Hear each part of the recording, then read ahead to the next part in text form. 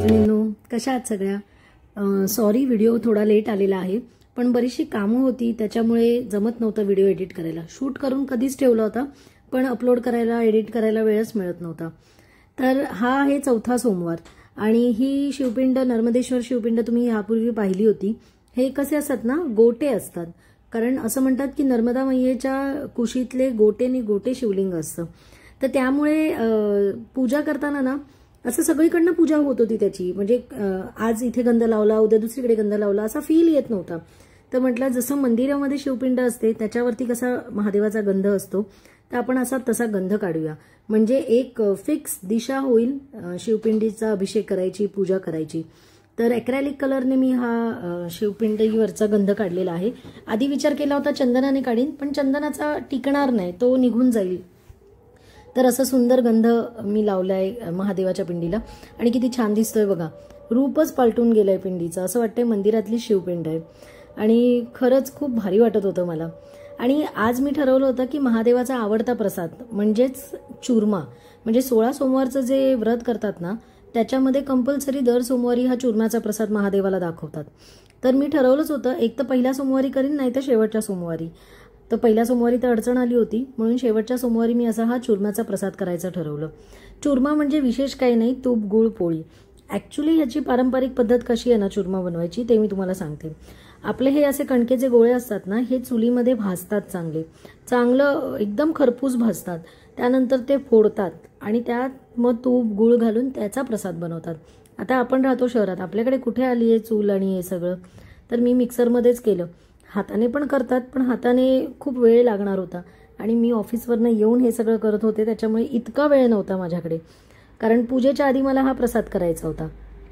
त्यामुळे मी सरळ मिक्सरमध्ये एक जाडसर पोळी लाटली, त्याच्यानंतर मिक्सरमध्ये तूप गुळ घालून असं छानसं दाटसर वाटून घेतलं.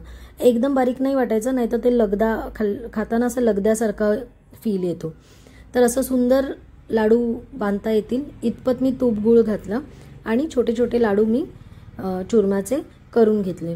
असाच प्रसाद ठेवला तरीही चालतो, पण लाडू ठेवलात ना की ते व्यवस्थित 4 भाग करता येतात त्याचे. आणि विशेष म्हणजे ना, महादेवाला जो चूरम्याचा प्रसाद बनवतात तो चूरम्याचा प्रसाद आपल्या घरातल्यांनीच खायचा असतो. त्यामुळे आमच्या तिघांना पुरतील एवढे मी 4 लाडू करून ठेवले होते.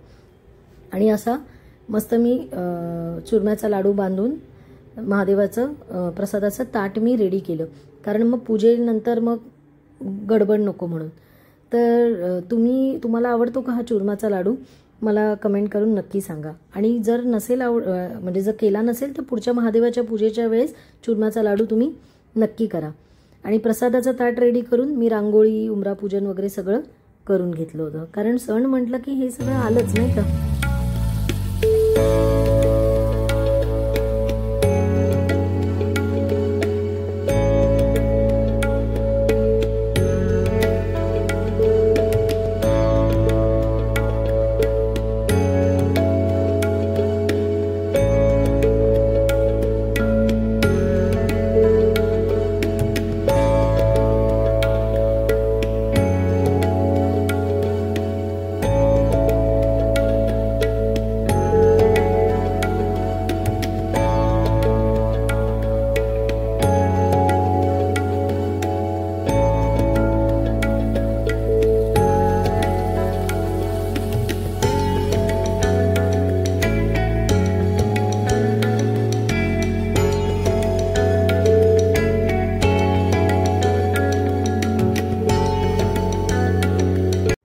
रांगोळी वगैरे सगळं काढून झाल्यानंतर पूजेचं सगळं सामान मी काढून ठेवलं, कारण सारखं सारखं उठायला नको म्हणून.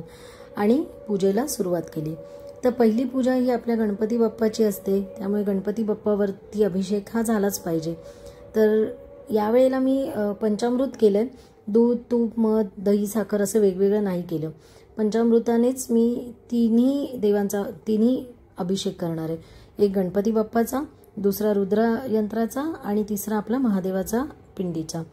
तर गणपती बाप्पाची यथासांग मी पूजा केली आणि आता सुरुवात केली रुद्रयंत्राच्या अभिषेकाला. रुद्रयंत्र हे महादेवाचं अत्यंत प्रिय अशी सेवा आहे रुद्रयंत्राची.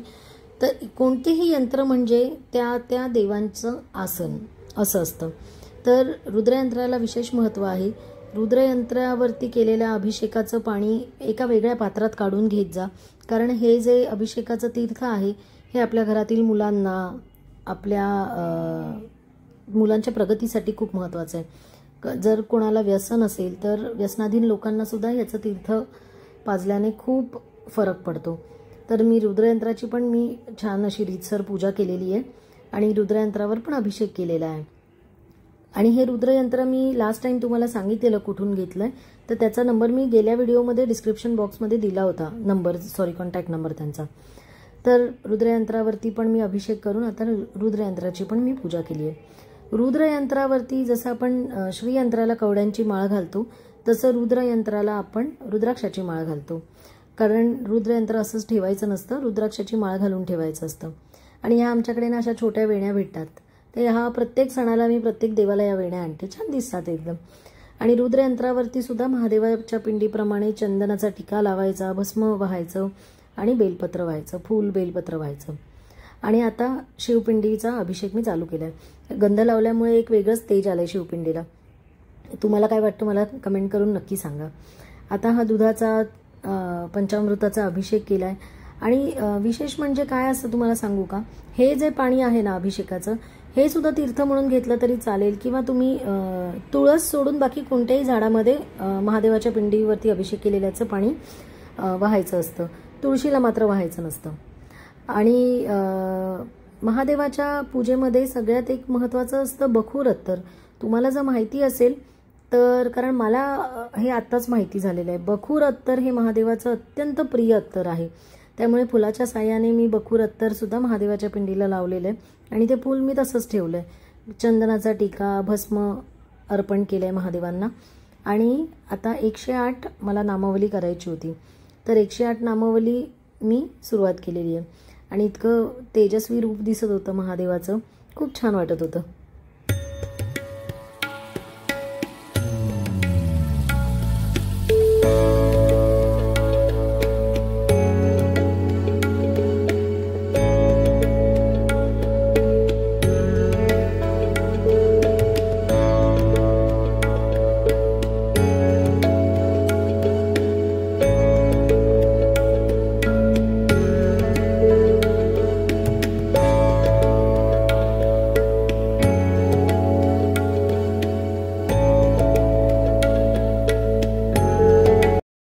महादेवावरती यावेळेला जव म्हणून शिवमूठ व्हायची होती, तर ओलं धान्य व्हायचं असतं, कोरडं धान्य व्हायचं नसतं.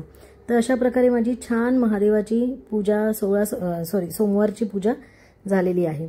तर व्हिडिओ तुम्हाला कसा वाटला हे मला कमेंट करून नक्की सांगा. आणि व्हिडिओ छोटा झालेला आहे आणि उशिरा आलेला आहे त्याबद्दल खूप खूप सॉरी, कारण दुसरं ॲक्च्युली ऑप्शन नव्हतं माझ्याकडे, त्यामुळे इतका लेट व्हिडिओ झाला. तर व्हिडिओ कसा झालाय आणि कसा वाटला तुम्हाला हे सुद्धा मला सांगा. आता भेटूया पुढच्या व्हिडिओमध्ये. तोपर्यंत आनंदी रहा, उत्साही रहा, निरोगी रहा आणि सगळ्यात महत्त्वाचं म्हणजे खूप खूप खूप खुश राहा. भेटूया नेक्स्ट ब्लॉगमध्ये. तोपर्यंत बाय.